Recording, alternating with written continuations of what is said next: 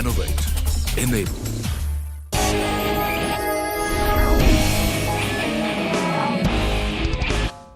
Hello and welcome to Making It Big Season 8. I am your host AB Ravi. This week's story falls into a totally different category. It is not a rag to riches story, nor is it about a story on someone who has inherited a fortune. It is about a man who dared to chase his dreams but came perilously close to committing harakiri when the world was at his feet. Some 7 years ago, in 2010 to be precise, Vaidyanathan stepped down from the board of ICICI Group to take over an NBFC set up by Kishore Biyani. Much to his dismay, the business was in a bad shape and it almost broke his back. But being a regular marathoner and golfer, he had the stamina, grit and focus to chase his dreams.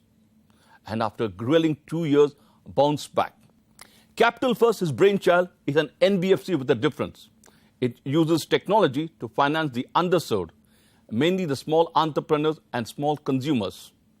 Result, it has not only transformed the lives of some 4 million people in a short span of 7 years, but has also delivered profitable numbers that have won him admiration from all stakeholders.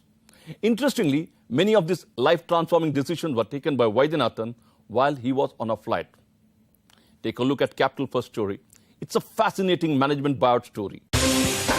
To Hell and Back, in essence, sums up the story of V. Vaidyanathan, the man who built Capital First into a leading financial services provider in 7 years flat.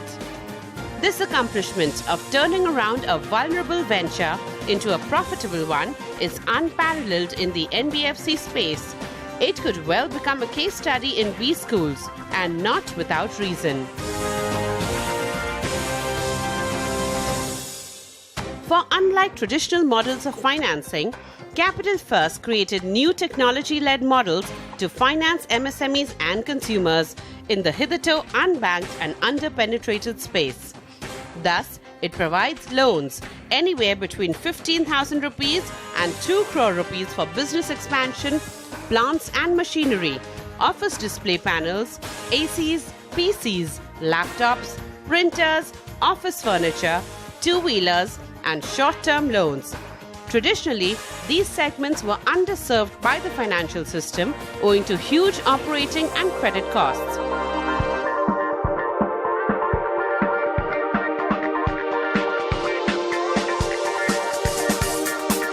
But Vaidya knew this segment was the goldmine.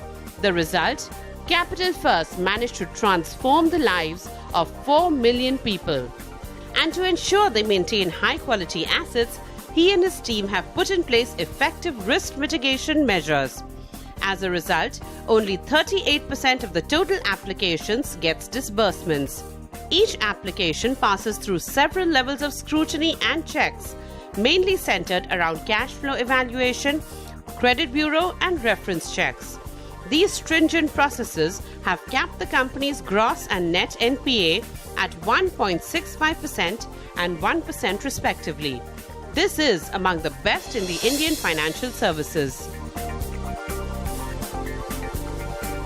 Today, Vaidya and his investors are laughing all the way to the bank. But the road to success was not exactly a cakewalk. So how did it all begin? To hark back in time, Vaidya, part of a 4-children family, was born on the 2nd of January 1968. After schooling at Kendriya Vidyalaya, he graduated from BITS Mesra at Ranchi in Jharkhand and then completed his advanced management program from Harvard Business School, Boston, USA. Like his father and siblings, he too wanted to be a part of the defense services, but he failed to make it as a pilot with the Indian Air Force on medical grounds. So in 1990, he joined Citibank, where he quickly learned the ropes of retail banking. He was sharp, persistent, and result-oriented, and these qualities saw him rise up the corporate ladder fast. Impressed by his performance, Shikhar Sharma, the then MD of ICICI Personal Financial Services, wooed him to be a part of ICICI Bank's retail story. That was 6th March, year 2000. Here too, Vaidyanathan made his mark. Then, ICICI was a development financial institution which was beginning to make forays into the retail banking space under KV Kamath. With Vaidya bringing in a new sense of urgency and dynamism, ICICI managed to grow the retail loan book to 1,30,000 crore rupees and build a network of 1,400 branches and 25 million customers. In 2006, he was drafted on the board, and by 2009, he became the MD and CEO of ICICI Prudential Life Insurance Company. And then the unexpected happened. In one of his business trips to Hyderabad, he met the retail king Kishore Biyani, who, during the 1 hour plus flight, talked about his NBFC Business Future Capital. By the time the flight landed, Kishore made Vaidyanathan an offer to take over Future Capital, which was headless, and also agreed to Vaidya's term of 10% equity. That was 2010. Vaidyanathan felt elated. This offer was close to his dream of setting up a retail bank. But his family and friends were shocked, as he was already on the board of India's largest private sector bank. Many felt he was doing a harakiri. But 42-year-old Vaidyanathan felt it was now or never. Then came the nightmare. An A+ rated company, Future Capital, was into forex, wholesale banking, brokerage, wealth management, etc. The company had a loan book of 935 crore rupees and had cumulatively financed some 13,000 customers, but its gross and net NPAs were as high as 5.28% and 3.78% respectively.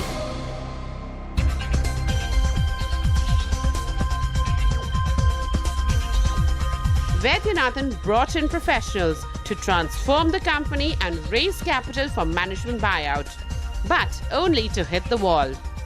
With Kishore Biyani openly expressing his intentions to exit Future Capital through media channels, the gloom further deepened, making banks and private equity players back out.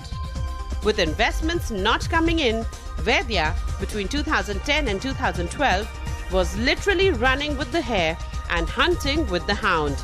Yet, to his credit, he managed to grow the business by becoming an aggregator for a bank. Then came the turning point of his life. Call it chance or luck. The person sitting next to Vaidyanathan was Narendra Ostawal of Warburg Pincus. In the 2 hours flight to Delhi, Vaidyanathan told his story with passion and conviction. Warburg bought his story, but before funding Vaidyanathan, they did a reference check with the most revered personality from corporate India, Deepak Parekh. Well, I said, if there is an opportunity, please don't lose it. Go ahead and invest. The reason I said this was, I've known Vaidi for many years from his ICICI days. He used to meet me regularly after he left ICICI to start this new company. And every quarter he would come and show me the results. And he was risk averse. He was a prudent lender. He was totally committed. I've seen him in his office. I've gone to his office, met his senior colleagues, and I was convinced that it would be a success story. The glowing compliments from Deepak Parekh reinforced their belief, and Warburg Pincus went the whole hog. There were a number of things that appealed to us about Capital First, but we at Warburg Pincus are all about backing entrepreneurs and management teams. And the first thing and the most important thing that appealed to us was Vaidyanathan and the strong team he had built under him. And we felt he really had the ability, along with his team, to take what was just a platform at the time and turn it into a leading retail, consumer and MSME financing organization in India. Taking it from that platform in what was a very underserved market and which are niches that really were not served by the banks, we thought gave Vaidyanathan and his team a chance to grow this business to the next level and create this leader in the market. Most importantly, he had integrity, he had professionalism, and he had this entrepreneurial spirit. It's a rare combination, and the chance to partner with him as he embarked on this journey was something that we found very appealing. Vaidyanathan was on cloud 9. But what made the moment very special was the touching gesture from the veteran banker K.V. Kamath. When Vaidyanathan told his former boss Kamath about the Warburg-Pincus deal, Kamath got up from his chair, removed the blue tie he was wearing, folded it and gave it to Vaidyanathan after a gentle hug. Once 810 crore rupees came in, Vaidyanathan changed the business model to retail and then executed a management buyout of the company through open offer. Thus was born Capital First on the 29th of September 2012.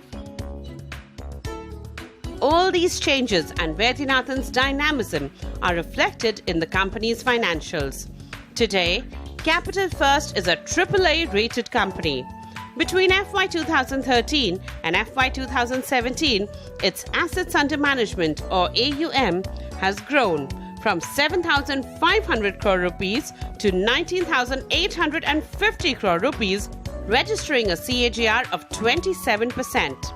Likewise, its income has grown at a CAGR of 46%, from 358 crore rupees to 1,642 crore rupees. At the same time, the company's profit after tax has jumped from 63 crore rupees to 239 crore rupees, recording a CAGR of 40%. In sum, investors have earned handsome returns. Indeed, Vaidyanathan has arrived. Going by the accolades and awards he and his company have won, Capital First continues to grow at a scorching pace. His army of 2,100 employees spread over 222 locations have cumulatively served over 4 million plus customers. On that note, it's time for a short break.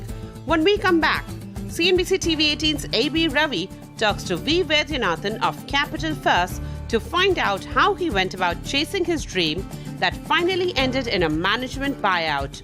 Also joining us on the show will be Rajat Verma of HSBC. Stay tuned.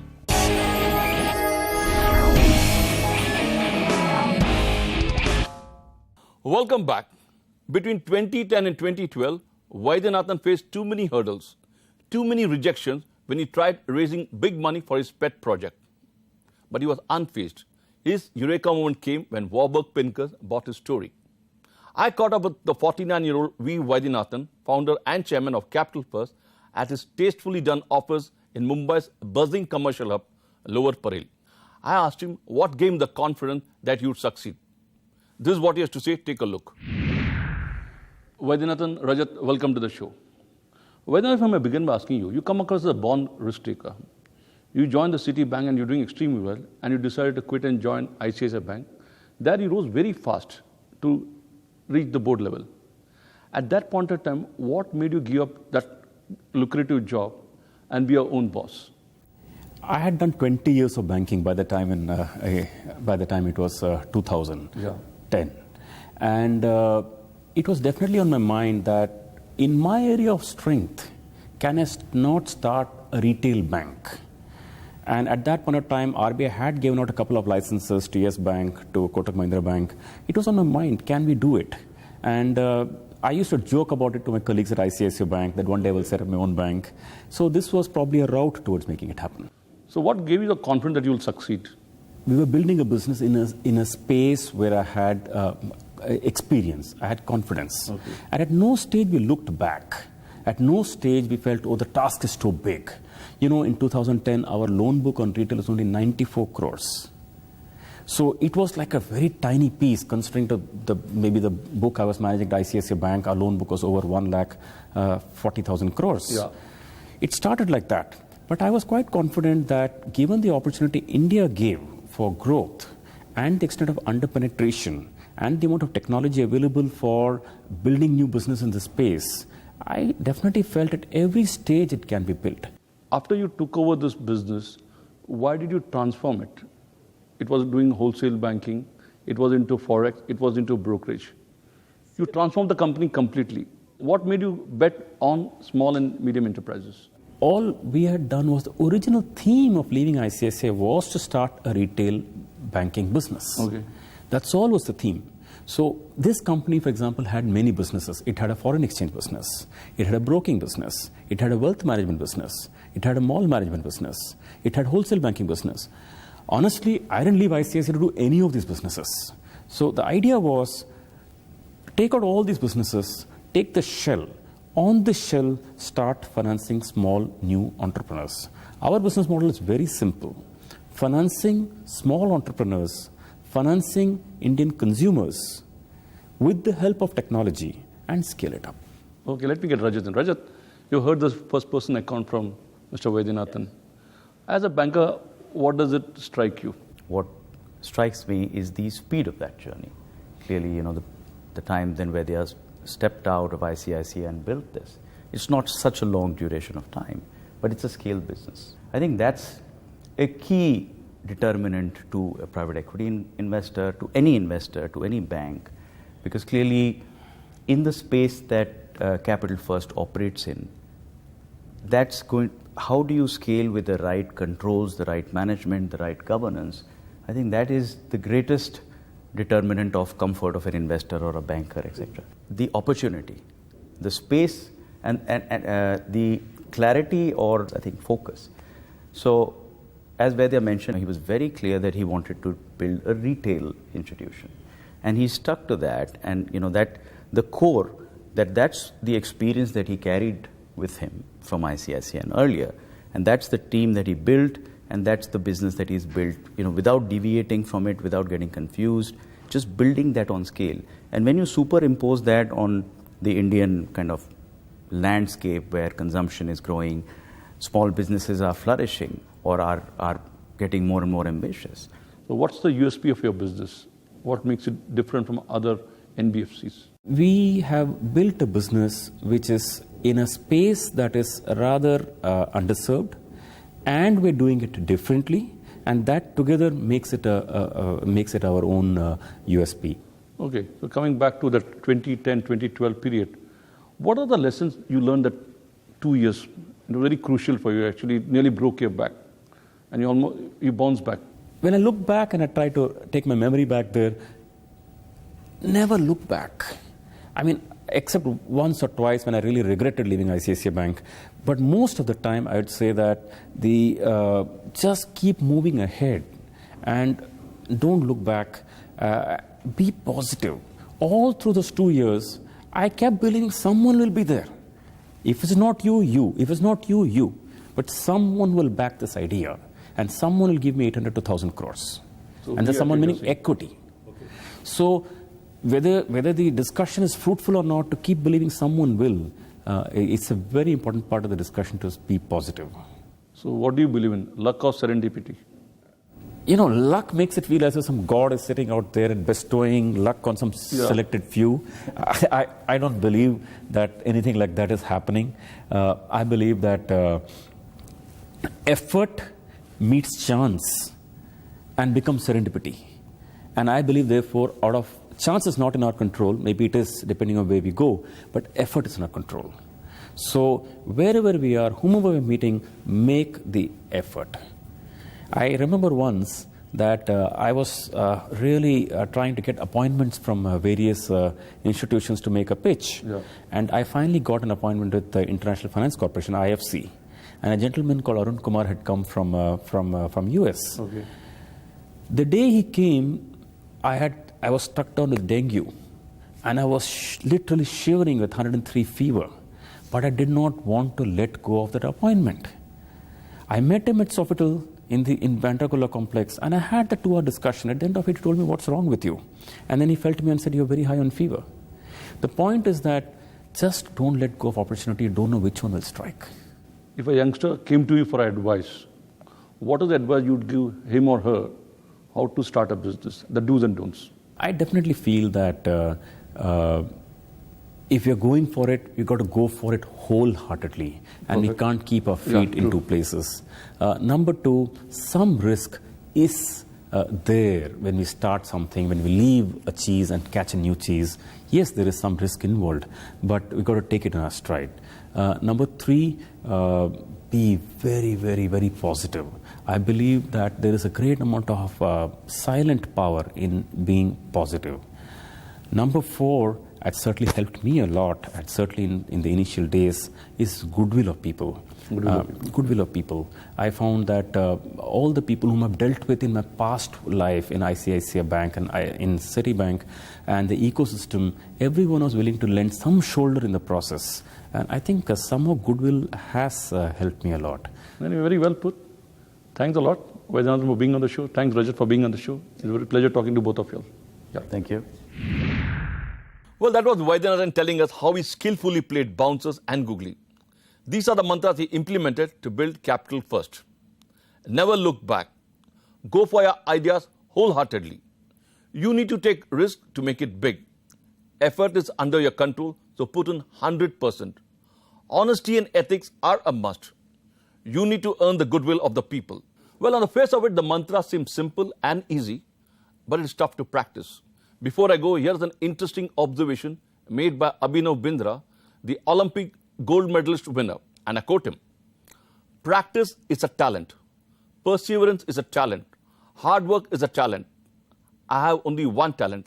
I can work harder than anyone else." Unquote. Vaidyanathan did likewise, and in the process converted Capital First into a gold mine. On that note, it is time to say goodbye. See you next week with another interesting episode. Till then, keep watching CNBC TV18.